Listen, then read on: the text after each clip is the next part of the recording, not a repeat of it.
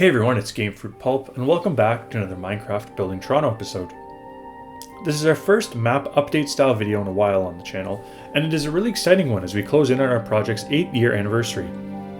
In this video, I'm going to be going over 3 new buildings on our map. A renovation to an older building that gives it new life, a smaller build that is way outside of our building perimeter, and a huge complex that spans a whole block just east of our building perimeter. But that is not all. These new buildings were built by a new builder on the Minecraft Building Toronto project.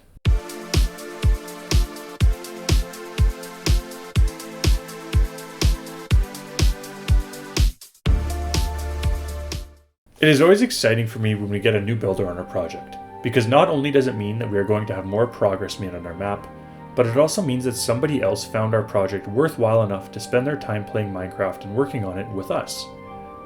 As we did with our last new builder, Dingy Fried, I wanted to wait until our newest builder got out of their test phase before showcasing them on the channel.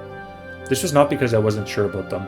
I knew pretty much right away that they were going to make for an amazing addition to our team. So without further delay, I'm excited to introduce you all to the work of Fox.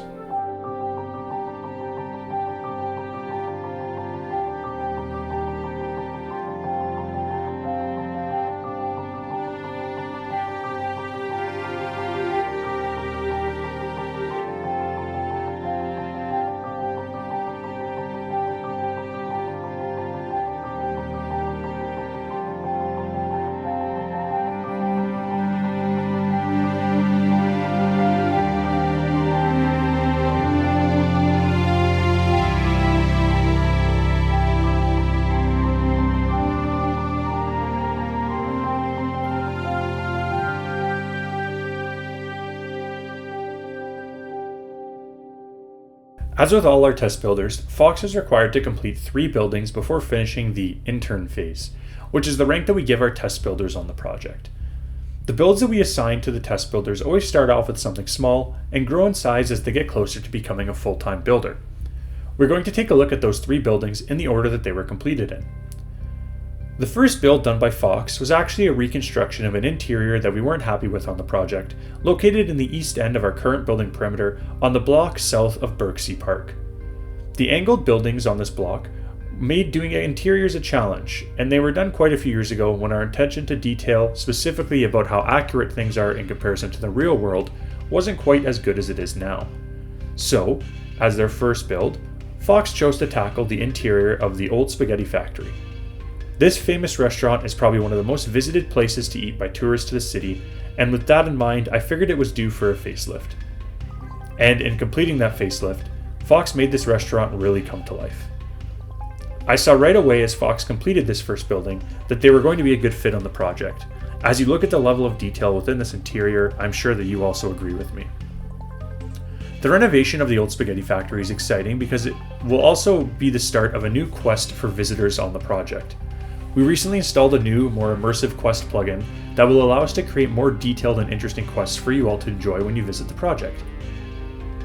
This restaurant will be the location of our first new quest using this plugin, which will arrive once we fully figure out how to set these quests up. This new quest will also tie into a building that Fox finished third, which we will get into a bit later in the video. This building, shockingly, only took Fox a day or 2 to fully revitalize, and in completing that renovation, Fox was able to bring an older, mostly forgotten about area of our map back to life. The second building assigned to Fox, as part of his testing phase, was a bit of a strange one, not because of the building itself, but because of the location. To find the second building completed by Fox, we need to make our way out of our building perimeter, way north to where we find the John Street 1:1 scale building. For those of you who are new to the project or to the channel, you might be wondering what's going on with this area of the map and why this little pocket is even here. In the height of COVID, the Minecraft Building Toronto project hosted a celebration for a marketing company named John Street. This celebration involved Star and I building their office on a 1:1 and 3:1 scale and creating a number of quests for those who are employees of the company to help celebrate that company's anniversary. Since the completion of that celebration, the relatively small building has been left alone on our building area, and I wanted to try and change this by having our build team do a couple of buildings next door to help give that area a little bit more of a built-up footprint. The building directly north of John Street's building was started by a test builder who's no longer with the team and is now being completed by Mike, and the building that sits just north of that is Fox's second test build. This building is a low-rise residential building that gave Fox a chance to show off both his interior building skills and also showcase his building of residential spaces. Once again, Fox blew the expectations out of the water, making this building, which in the real world looks pretty bland and uneventful, look instead alive and full of detail. Fox did this in a way that didn't make the building look completely different from its real-world inspiration, but instead by focusing on small details such as the flags hung from balcony railings in the back to help make this building look alive and occupied. Once again, Fox completed this building at record speed, finishing it only a few days. Because of the detail and speed with which Fox completed his first two test builds, I knew that I wanted to give him a challenge for the final test build before moving them out of the intern phase on our project. Moving on to the last building done by Fox, and to call it a singular build seems disingenuous because the last building is a massive complex that includes 6 or 7 separate addresses, almost a dozen stores, a movie theater, residential condos, and businesses. This complex is located just east of our current building perimeter, with Front Street in the south and King Street East in the north. It is a larger, matching building to what Dingy Fried completed during their test building phase on our project, which you'll see right next door. Much like Dingy's great rendition of the building to the west, Fox impressed with the detail of the building. I especially love the grocery store located on the main complex against Front Street. This area is going to have a number of NPCs that visitors can interact with and buy items from, so it's going to be worth visiting the next time you hop on the server to explore. I took some time to talk to Fox about this complex. Because of how much work was required, I wanted to get their thoughts on the process. I asked them about any challenges they had with the building, as well as the things that they liked and didn't like about the building in that area, and finished off by asking if there were any quirks they found with the complex. Here's what they told me. The biggest challenge I faced was the researching process. It's not enough to just go by looks in Google Street View. Searching for floor plans and evacuation plans, or even layouts online to help give an idea with the plan to be as accurate as possible, really does need to be an extra focus on the pre-production side of things. I think that's been the biggest learning curve for me. Thinking I've scavenged the entire internet for resources and feeling like I'm getting nowhere, only for someone else on the team to go, "Here you go," and it's exactly what I was looking for but couldn't find. Learning how to search for what I need is definitely a big thing I'm still learning to do even today. I love the detailing, and it's great being part of a community of like-minded individuals who think the same. Spending over a month on a single build was certainly something, but making sure I'm having fun through detailing, as well as being around you guys, made it nice and relaxing. I also like being able to represent one of my most visited cities. Although I never grew up in Toronto, I did grow up just outside the GTA and spent most of my time in and around the city. It was where my sister lives, the conventions I frequented were, the roller coasters, and even the film school I graduated from. Being able to give back in any way I can is something I'll take immense pride in, and I'm happy from what I can bring to the team. Now for the things I don't like. Building on slants absolutely sucks, but it's something I'll have to live with.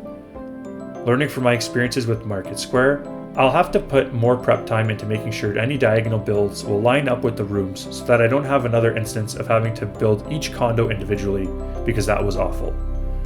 I also don't like it when developers refuse to publicize floor plans and whatnot. I hate having to do guesswork, especially on a project where we try our best to be accurate on a one-to-one basis. I can't say I have any quirks, but it's really cool seeing the city expand outwards.